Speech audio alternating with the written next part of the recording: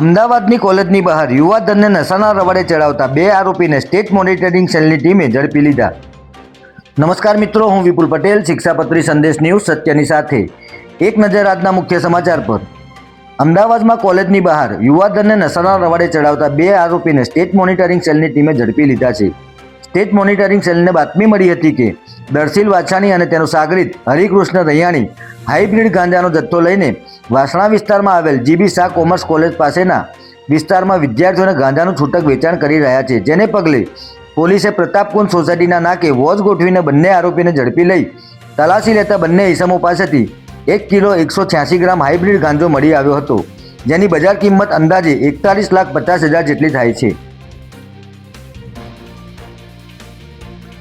પકડાયેલા આરોપીઓની પૂછપરછમાં ચોંકાવનારી વિગતો સામે આવી છે કે તેઓ વાસણાના જય ફ્લેટમાં પેઇંગ ગેસ્ટ તરીકે રહેતા હતા અને નજીકમાં આવેલી જીબી શાહ કોમર્સ કોલેજ પાસેના વિસ્તારમાં વિદ્યાર્થીઓને ગાંજાનું છૂટક વેચાણ કરતા હતા।